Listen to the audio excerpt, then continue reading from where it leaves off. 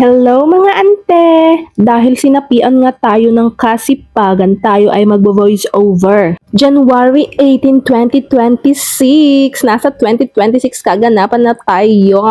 Pupunta nga tayo sa kadre dahil birthday nga ni Mama Baby, ang aking mother dear. At ayan nga si Jusawa, nagpapagasolina, mahirap na baka maubusan at baka tayo ay magtulak pa. At may dala nga kaming ice box. Meron itong laman. Hulaan nyo kung ano.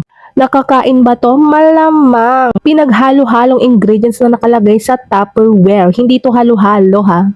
Dahil birthday nga ni Mama, kanya-kanya kami ng ambag at yan nga ang aking ambag yung nakalagay sa ice box.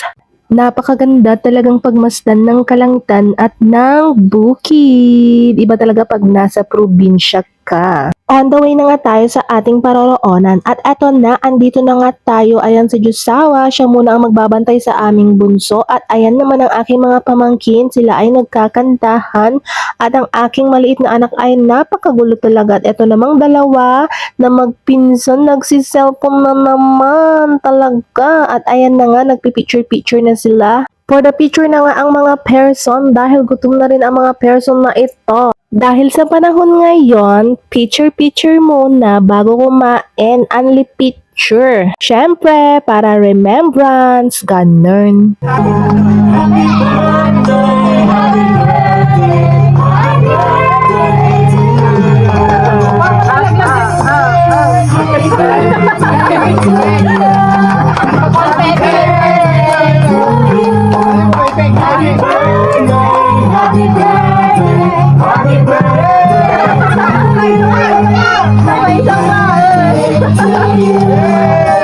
Yung pagkain, malagyan.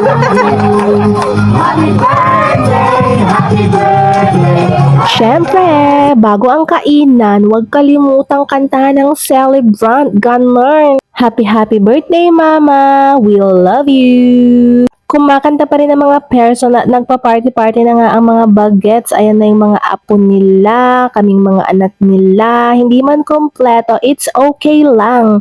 Ang mahalaga, happy pa rin. At ang mahalaga ay nairaos namin ang birthday ni Mama. At syempre, ang importante ay napasaya namin siya. We love you always. Mwah, mwah, chup, chup, ganun. For the yakap pa nga ang sister. Paano tayo yakap?